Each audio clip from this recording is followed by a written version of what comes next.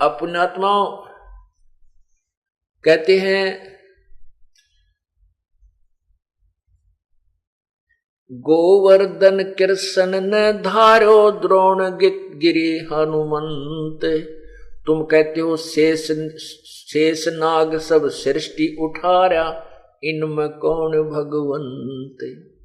काटे बंधन विपत में कठिन कियो संग्राम, चिन्हो रे नर प्राणिया वो गरुड़ बड़ा अकराम।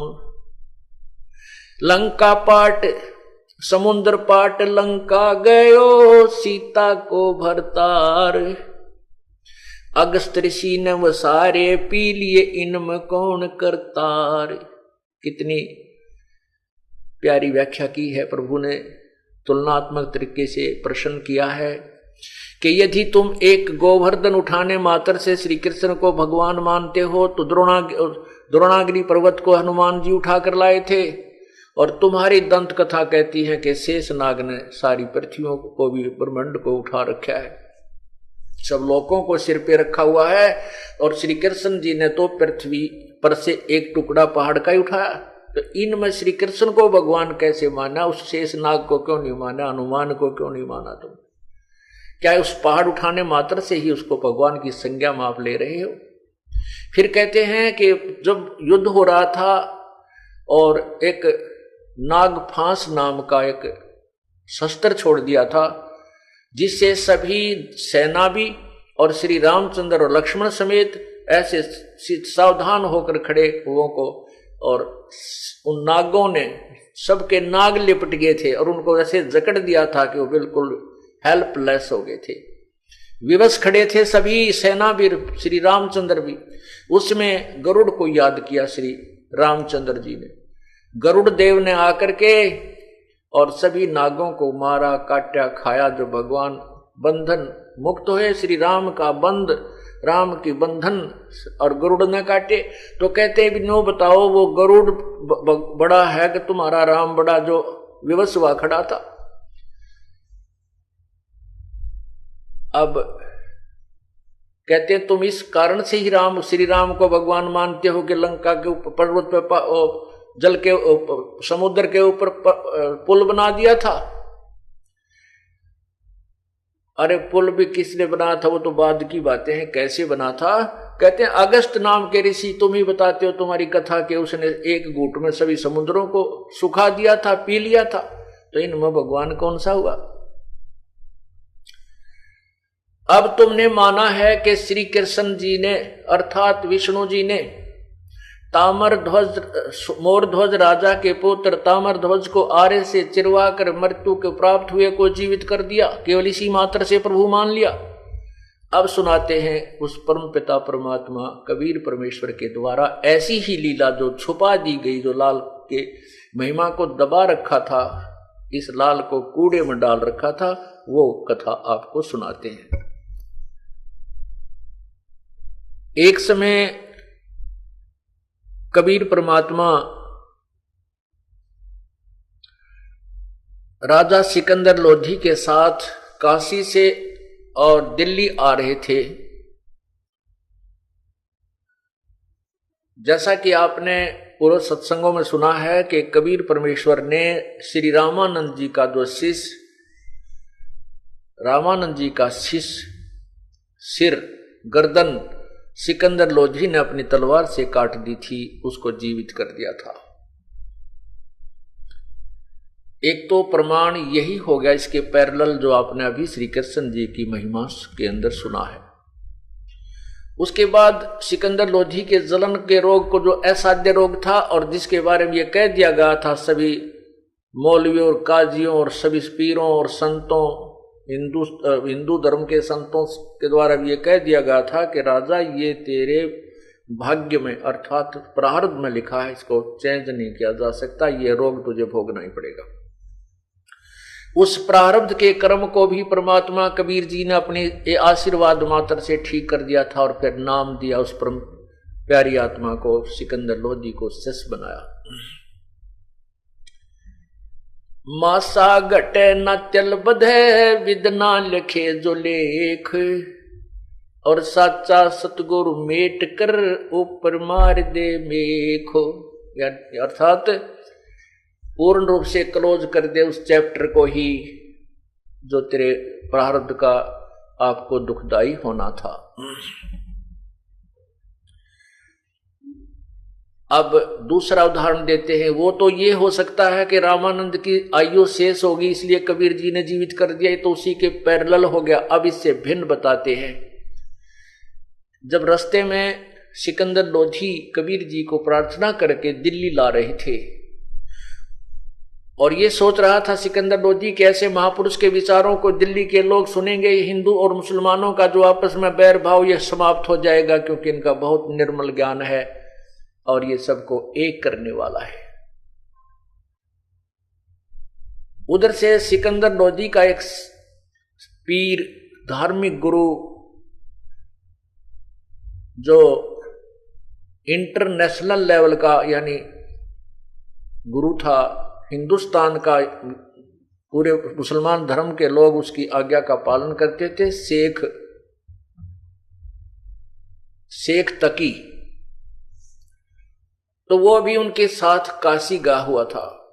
जब उस शेख तकी ने ये देखा कि सिकंदर लोधी राजा का जो लगाव है इस कबीर में अधिक हो गया है और तेरी महिमा अब कम हो जाएगी, इस ईर्षावश शेख तकी अंदर से अंदर परमात्मा कबीर जी से ईर्षा करने लगा। रास्ते में जब आ रहे थे, हाथियों पर चल रहे थे, कुछ घोड़े सवार थे, हजारों की संख्या में सैनिक थे, पूरा लश्कर चल रहा था। रात्रि के समय एक दरिया पर पड़ाव डाला, रात्रि को वहां रुक के अलग अलग टेंट लग गए।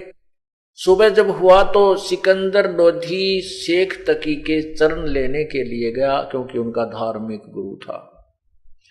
शेख तकी ने मुंह बना लिया और मुंह फेर लिया, यूं करके बैठ गया। अब सिकंदर लोधी जाने था कि आज इसका कोई मरोड़ी लागी, कोई बात क्या चाहता है इसे पूछ लेता हूं।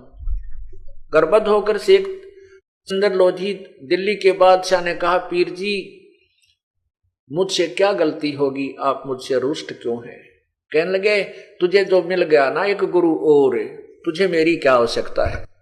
अब तो तुझे वो कबीर कबीर दिखाई देता है, अब शेख तकी नहीं दिखाई देता। राजा ने कहा, ऐसी कोई बात नहीं है, आपसे मेरा उतना ही लगाव है, लेकिन जिस व्यक्ति ने मुझे जीवन दान दिया और जिस व्यक्ति ने मेरे सामने, जिस महापुरुष ने मेरे सामने मेरे हाथ से कत्ल किया हुआ जीवित कर दिया, तो मेरे जैसा दुष्ट नहीं जो मैं इसको अल्लाह या खुदा या मैं तो इसको ना दूं, इनको मैं ये प्रभु ना मानूं। अच्छा, इसने मुर्दा जिंदा कर दिया? हाँ जी कर दिया, मेरे सामने कर दिया। कहने लगा, मैं जब मानूंगा इस कबीर को कि इसमें कुछ शक्ति है, मेरे सामने कोई मुर्दा जीवित करे, और नहीं तो सिकंदर लोधी में जाकर के दिल्ली में सभी मुसलमानों को बता दूंगा कि राजा काफिर हो गया है, उसने एक हिंदू से उपदेश ले लिया। अब राजा लोगों की इतनी जड़ होती है, इतना ही बेहोश है इनका, इतना घबरा जाते हैं कि पब्लिक तेरे खिलाफ हो जाएगी, तेरा राज चला जाएगा, तो वो घबरा गया। तब सिकंदर लोधी मुंह लटका दिया, गया तो बात बिगाड़ेगा, पक्का है अट्ठी। वापस आया तो परमात्मा के पास आए, कबीर जी के पास जो अपने टेंट में ही रखा हुआ था आदर से, और करबत होकर बैठ गया प्रभु, और मायूस होकर बैठ गया। तो परमेश्वर ने पूछा कि एक राजा क्या बात है, आज आपका चेहरे पर रौनक नहीं है, कोई राजकाज में शांति तो है? तब सिकंदर लोधी ने कहा कि प्रभु आपके होते राजकाज में क्या हो सकता है, लेकिन एक ये जो हमारा धार्मिक गुरु है, यो मेरा सिर का दर्द है, यो ना उल्टा लिया पड़ता ना सुलटा, ये मुझसे रुष्ट हो गया है।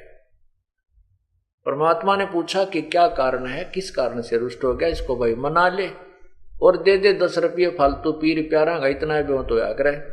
कहने लगा, जी ऐसी बात नहीं, आज तो यो बहुत जबरदस्त जिद लगा बैठा, ये कहता है कि मैं, तब ये कहता है कि यदि तूने कबीर आप जी के बारे में कह रहा है कि यदि इसमें कोई शक्ति है तो मैं अपनी आंखों देख कर मानूंगा, और नहीं तो सब मुसलमानों को कह दूंगा कि राजा ने धर्म चेंज कर लिया।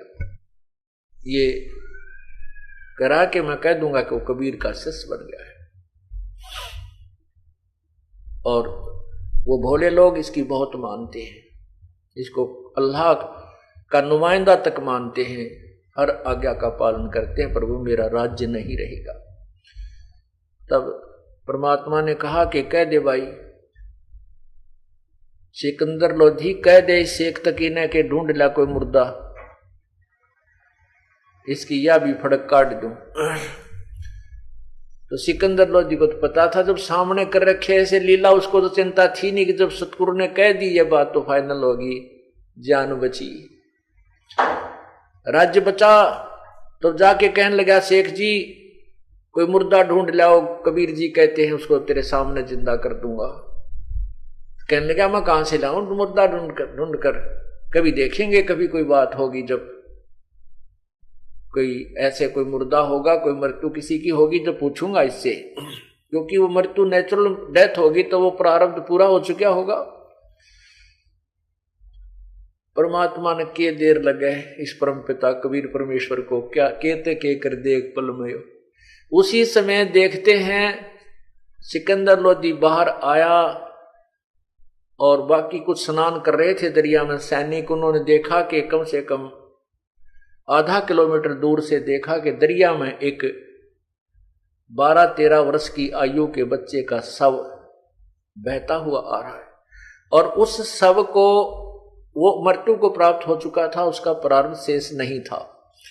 और कुछ ऐसा समाज है वो न तो मुर्दे को जलाता है न दफनाता है, जमीन में भी नहीं गाड़ता है, वो जल प्रवाह कर देते हैं मृत्यु होने के उपरांत श्रद्धा से। जैसे हम अपना मुर्दे को सभा करते हैं, जलाते हैं, तो वो जल प्रवाह कर देते हैं सब कुल के परिवार मिलकर, उसके नीचे एक बेड़ा सा बना देते हैं, फ्लोटिंग एक ऐसा बना देते, फ्लोट जो तैरने वाला, किसी लकड़ियों का या बाजरे बूजरे की ज्वार की पूलियों का ऐसे एक नीचे प्लेटफार्म सा बनाकर थी, उसका ऊपर आदर से लुटाकर ऊपर कपड़ा बांधकर और उसको जल प्रवाह कर देते हैं। वो सोचते हैं कि इसके शरीर को जीव जंतु खा करके दुआ देंगे। तो वो लड़का बहता हुआ आ रहा था जिसका प्रारब्ध समाप्त हो चुका था। तो सबने कहा जी वो एक मुर्दा आ रहा है। तब सिकंदर लोधी खुश हो गया कि देखो वो आ रहा है मुर्दा। तो शेख तकी भी बुला लिया कि आ जाओ, कबीर जी भी बुला लिए कि आ जाओ, वो मुर्दा आ गया, मुर्दा आ गया, वो सब आ रहा है। तब परमात्मा ने कहा कि पहले शेख तकी प्रयत्न करे, कई बाद में नंबर बनावक मैं भी जीवित कर दूंगा। तो सभी ने कहा ठीक है पीर जी आप भी कोशिश करो, आपसे नहीं होगा तो फिर यही तभी तो फैसला होगा थारी शक्ति का, दोनों कोशिश करोगे। शेख तकी ने भी अपने जंतर मंत्र शुरू किए। तब तक वह मुर्दा बहता हुआ काफी दूर चला गया, लगभग 2 फरलांग, जब तक वो जंतर मंत्र शेख तकी करता रहा। तब शेख तकी ने कहा कि कभी मुर्दे जिंदे थोड़े ही होते हैं, तो कयामत के समय जीवित होंगे, अब थोड़े ही होते हैं। ये झूठ बोलता है, ये चाहता था कि मैं ऐसे ऐसे लटो अपना कोशिश करूं तब तक ये मुर्दा चला जा, कबीर के सिर से बला टले, ये भी नहीं कर सकता, ये झूठ बोलता है। तब परमात्मा ने कहा कि शांत हो जाइए पीर जी। तब परमेश्वर ने, जो कि लगभग 2 फरलांग, लगभग आधा किलोमीटर से दूर जा चुका था, वो सब बहता हुआ डाउन स्ट्रीम में नीचे की तरफ, वहां से परमात्मा ने संकेत किया, ऐसे हाथ कर दिया वापस, तो वो मुर्दा जैसे मशीन वाली जो नौका चलती है मोटर वाली, इस प्रकार अप स्ट्रीम में पानी के विपरीत प्रभाव की तरफ ऐसे चल पड़ा जैसे नौका चल कर आती है और सामने आकर लहर नीचे से जा रही है और वो सब ऊपर यूं का यूं स्थिर है। तब परमात्मा ने कहा, हे जीवात्मा, जहां भी है इस सब शरीर में प्रवेश कर और कबीर हुक्म से बाहर आ जा। अब जहां अल्लाहु अकबर का हुक्म हो, जो कहते हैं इसमें फजाइल आमाल नाम की एक बुक है मुसलमान भाइयों की, उसमें लिखा है कि ये कबीर, अल्लाह कबीर जो है, ये ऐसा कलमा है, ऐसा मंत्र है कि इसका उच्चारण करने से आसमान भी के रास्ते फट जाते हैं, सब आसमान खुलते चले जाते हैं। तो उसी समय वो जीवात्मा जहां भी जिस जूनी में जाना था उसकी तैयारी धर्मराज के दरबार में हो रही थी। वहां से परमात्मा के आदेश से तुरंत वो जीवात्मा वापस आई और लड़के में प्रवेश की, शव में प्रवेश किया और वो शरीर ऐसे ऐसे कंपन करने लगा। वो लड़का जीवित होकर के बाहर आया। आते ही कबीर परमेश्वर को दंडवत प्रणाम किया। बोलो बंदी छोड़ कबीर परमेश्वर जी की जय।